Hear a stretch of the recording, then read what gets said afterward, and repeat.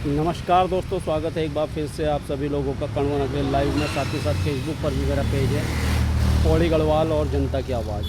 और दोस्तों, केंद्रीय विद्यालय कोटद्वार में आ चुका है और आज से जो केंद्रीय विद्यालय में जो बच्चे पढ़ाई करेंगे उनके फॉर्म यहाँ पर मिल रहे हैं। और अभी आपकी जानकारी के लिए बता दूँ कि पहली से 5वीं तक के बच्चों के ही क्लासेज जो है स्टार्ट होगी और हर साल एक क्लास को बढ़ाया जाएगा।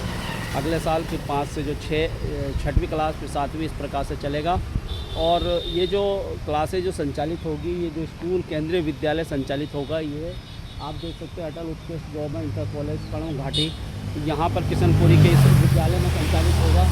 अंदर मैं चलूँगा और आज से फॉर्म यहाँ पर मिल रहे हैं किशनपुरी में ये विद्यालय संचालित होगा। आपको मैं दिखा देता हूँ और अंदर चलेंगे और यहाँ पर फॉर्म लेने वालों की भीड़ भी है, तो ये सब देख सकते हैं। और ये वाली जो बिल्डिंग है, ये वाली बिल्डिंग खाली करा दी गई है, ऐसा मैंने सुना है। ये वाली बिल्डिंग खाली करा दी है और ये खाली करा दिया है और ये वाली बिल्डिंग खाली करा दी है। इनमें जो है जो विद्यालय है वो संचालित होगा।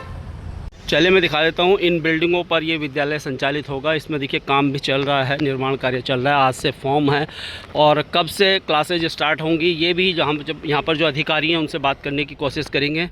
ये देखिए, ये पूरा निर्माण कार्य यहाँ पर चल रहा है, क्लासेस बन रही हैं। यहाँ पर कुछ एडमिनिस्ट्रेशन ऑफिस कुछ यहाँ पर रहेगा और ये वाला भी खाली करवा दिया। यहाँ पर भी रेनोवेशन का काम चल रहा है। ये देखिएगा, ये सारा यहाँ पर काम चल रहा है, आप देख सकते हैं।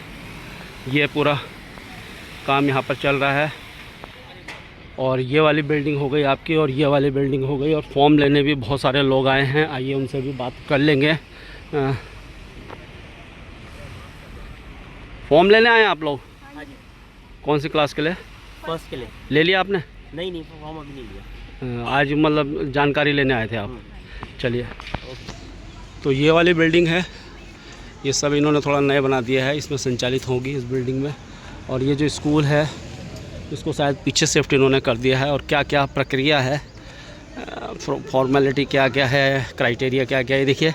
कक्षा 1 में अगर आपको प्रवेश लेना है तो 6 वर्ष, लेकिन 8 वर्ष की आयु से कम, मतलब 6 से 8 के बीच में बच्चे की उम्र होनी चाहिए। सेकंड में 7 वर्ष से 9 वर्ष की आयु के बीच में होना चाहिए। थर्ड में जो है 8 वर्ष से लेकर 9-10 वर्ष की आयु के बीच में होना चाहिए। ऐसे ही चौथी क्लास में 9 वर्ष से लेकर 11 वर्ष की आयु से कम। उसी प्रकार से 5वीं में भी 9 वर्ष से लेकर और 11 वर्ष से आयु होनी चाहिए। उसी प्रकार से देखिए क्या क्या इसमें सीटें आरक्षित हैं।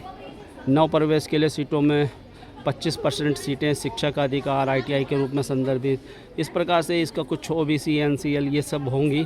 इस पर भी बात करने का प्रयास हम करेंगे। यहाँ पर जो अधिकारी हैं उनसे बात करेंगे कि किस प्रकार से क्या क्राइटेरिया रहेगा, तो बात करेंगे अभी। और पेरेंट्स से भी बात करेंगे जो आज फॉर्म लेने आए हैं।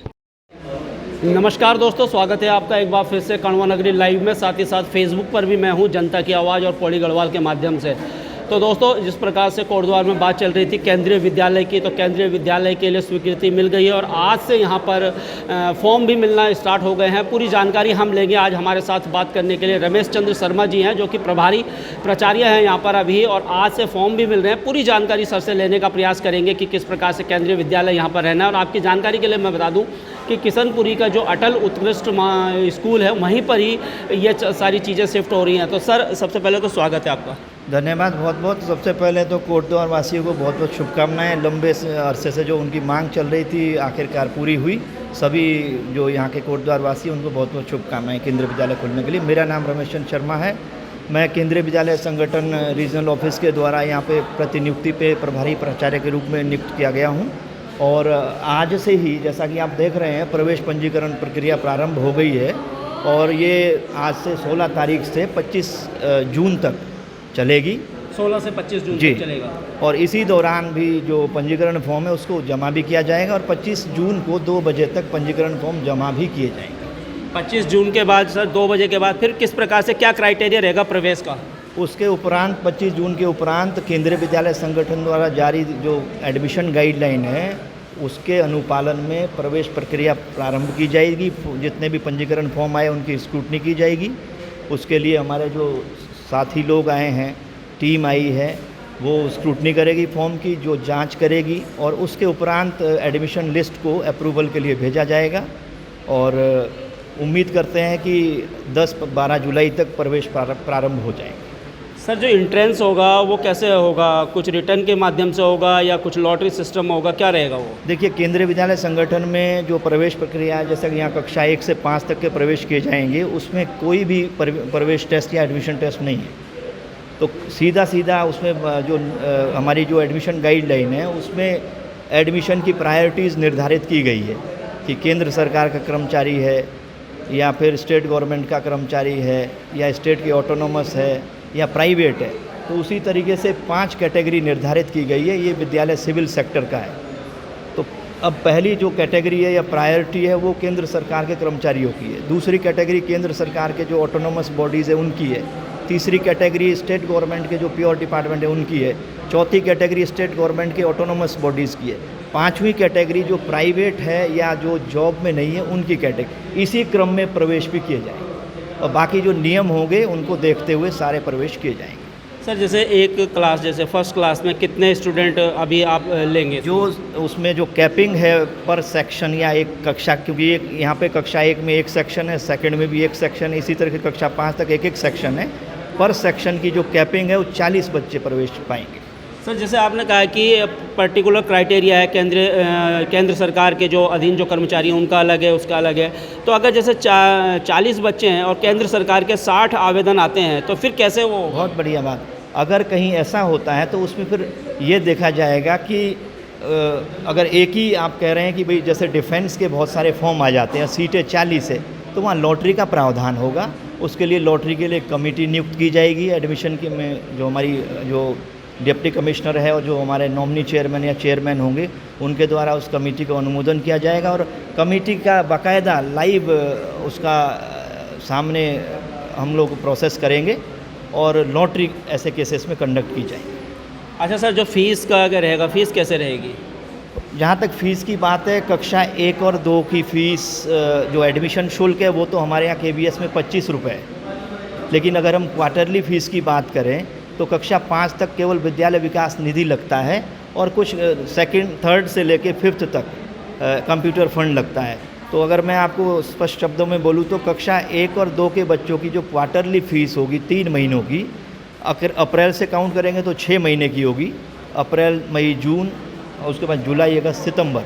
टोटल फ़ीस ये आएगी आपकी 1525 आएगी आपकी 3 महीने की फ़ीस। 3 महीने की। तीसरी से 5वीं के बच्चों की आएगी 1825 रुपये 3 महीने की फ़ीस। अच्छा सर, बस भी रहती है? नहीं, फ़िलहाल क्योंकि सिविल सेक्टर में ये केंद्रीय विद्यालय खोला गया है, इसमें बस की या वाहन की सुविधा या ट्रांसपोर्ट की कोई भी फैसिलिटी केंद्रीय विद्यालय द्वारा प्रदान नहीं की जाएगी। पेरेंट्स को खुद लाना पड़ेगा अपना? उनको अपने व्यवस्था करनी पड़ेगी।